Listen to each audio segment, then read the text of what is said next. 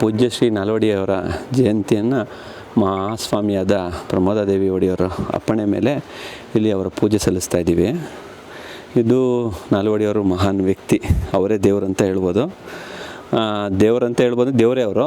ಇವತ್ತು ನಮಗೆ ಬೆಳಕು, ನೀರು, ಗಾಳಿ, ಆಮೇಲೆ ಎಲ್ಲ ರೀತಿ ಸವಲತ್ತನ್ನ ಕೊಟ್ಟಂಥ ನಮ್ಮ ದೇಶದಲ್ಲಿ ಮೊದಲನೇ ರಾಜ್ಯ ಅಂದರೆ ಮೈಸೂರು ರಾಜ್ಯನೇ. ಮೈಸೂರು ರಾಜ್ಯದಿಂದನೇ ಕರೆಂಟ್ ಆಗಿರ್ಬೋದು, ನೀರಾಗಿರ್ಬೋದು, ಈ ಥರದ ಎಷ್ಟೋ ಕಾರ್ಯಗಳನ್ನ ನಮ್ಮ ಮೈಸೂರು ನಾಲ್ವಡಿ ಕೃಷ್ಣರಾಜ ಒಡೆಯರವರು ತೋರಿಸ್ಕೊಟ್ಟಿದ್ದಾರೆ. ಆ ಪ್ರಜಾಪ್ರಭುತ್ವ ನೋಡಿ ಆಮೇಲೆ ಬಂದಂಥ ಪ್ರಜಾಪ್ರಭುತ್ವನ ಅವ್ರದ್ದು ಮಾರ್ಗದರ್ಶನದ ಮೇಲೆ ಬಂದಂಥ ಪ್ರಜಾಪ್ರಭುತ್ವನೇ ಇವತ್ತೊಂದು ದಿನ ಇದೆ.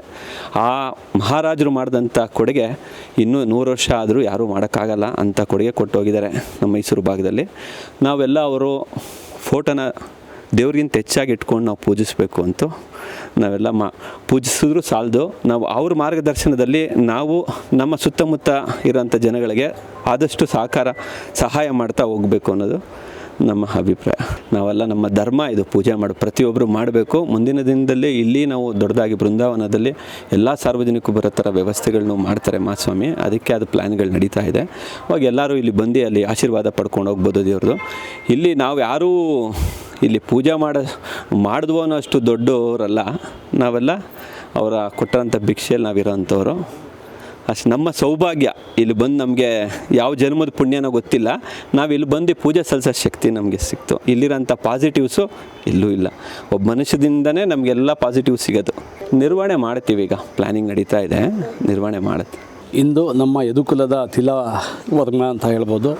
ಏನು ನಾಲ್ವಡಿ ಕೃಷ್ಣರಾಜ ಒಡೆಯರವರು ಇಡೀ ನಮ್ಮ ದೇಶದಲ್ಲೇ ಯಾರು ಮಾಡಿದಂಥ ಕೆಲಸವನ್ನು ಮಾಡಿದಂಥವರು. ನಮ್ಮ ಮೈಸೂರಿನ ಮಹಾರಾಜರಾಗಿ ಏನು ಕನ್ನಂಬಾಡಿ ಕಟ್ಟೆ ಇರ್ಬೋದು, ಮೈಸೂರು ವಿಶ್ವವಿದ್ಯಾನಿಲಯ ಇರ್ಬೋದು, KR ಹಾಸ್ಪಿಟ್ಲ್ ಇರ್ಬೋದು, ಗಂಧದೆಣ್ಣೆ ಕಾರ್ಖಾನೆ, ಅವರ ಕೊಡುಗೆ ಅಪಾರ. ಮಹಾರಾಜರು ಅಂತಂದರೆ ಬರೀ ಅವರು ಲಾಲನೆ ಪಾಲನೆಗಳಲ್ಲೇ ಸಮಯವನ್ನು ಕಳೆಯುತ್ತಾ ಇರ್ತಾರೆ. ಅಂಥದ್ರಲ್ಲಿ ನಾಲ್ವಡಿಯವರು ಪ್ರತಿಯೊಬ್ಬ ಹಿಂದುಳಿದವರಿಗೆ, ದಲಿತರಿಗೆ, ಹಿಂದೆ ಶಿಕ್ಷಣ ಅನ್ನೋದು ಬಹಳ ಮೇಲ್ಜಾತಿಯವರ ಸ್ವತ್ತಾಗಿತ್ತು. ಪ್ರತಿಯೊಬ್ಬರಿಗೂ ಹಿಂದುಳಿದವರಿಗೆ, ದಲಿತರಿಗೆ, ಹೆಣ್ಮಕ್ಳಿಗೂ ಶಿಕ್ಷಣ ಕೊಡಬೇಕು ಅಂತ ಹೇಳಿ ಪ್ರತಿಯೊಬ್ಬರಿಗೂ ಶಿಕ್ಷಣವನ್ನು ಕೊಟ್ಟಂಥವ್ರು ನಾಲ್ವಡಿಯವರು. ಅವರು ಹಾಕಿಕೊಂಡಂಥ ಮಾರ್ಗದಲ್ಲಿ ಇಂದು ಏನು ಈಗಿನ ರಾಜಕಾರಣಿಗಳಿದ್ದಾರೆ ಅವರೆಲ್ಲ ಜನಗಳ ದುಡ್ಡನ್ನು, ತೆರಿಗೆ ಗುಡ್ಡನ್ನು ನಾವು ಕೊಟ್ವಿ ಅಂತ ಹೇಳ್ತಾರೆ. ಮಹಾರಾಜರು ಅಂಥ ಕಾಲದಲ್ಲಿ ಕನ್ನಂಬಾಡಿ ಕಟ್ಟುವಾಗ ಏನು ಸಾರ್ವಜನಿಕರ ಏನು ಸಹಾಯ ಇಲ್ಲದೆ ತಮ್ಮ ಮನೆಯಲ್ಲಿದ್ದ ಒಡವೆಗಳನ್ನ ಮಾರಿ ಕನ್ನಂಬಾಡಿಯನ್ನು ಕಟ್ಟಿ ನಮ್ಮ ಮೈಸೂರು ಭಾಗ, ಹಳೆ ಮೈಸೂರು ಪ್ರಾಂತಕ್ಕೆ ನೀರನ್ನು ಕೊಟ್ಟಂಥವರು ಪ್ರಾತಸ್ಮರಣೀಯರು ನಾಲ್ವಡಿ ಕೃಷ್ಣರಾಜ ಒಡೆಯರವರು.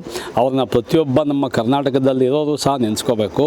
ನಾವು ಮಹಾರಾಜರು ನಾಲ್ವಡಿ ಕೃಷ್ಣರಾಜ ಒಡೆಯರವರಿಂದ ಕನ್ನಂಬಾಡಿ ಕಟ್ಟಲಿಲ್ಲ ಅಂತಂದರೆ ಉತ್ತರ ಕರ್ನಾಟಕದ ನಮ್ಮ ಮೈಸೂರು, ಬೆಂಗಳೂರು ಸಹ ಅಭಿವೃದ್ಧಿ ಹೊಂದಿರಲಿಲ್ಲ. ಇಡೀ ಏಷ್ಯಾದಲ್ಲೇ ಪ್ರಪ್ರಥಮ ಬಾರಿಗೆ ವಿದ್ಯುತ್ತನ್ನು ತಂದು ಕೊಟ್ಟಂಥವ್ರು ನಾಲ್ವಡಿ ಕೃಷ್ಣರಾಜ ಒಡೆಯರು.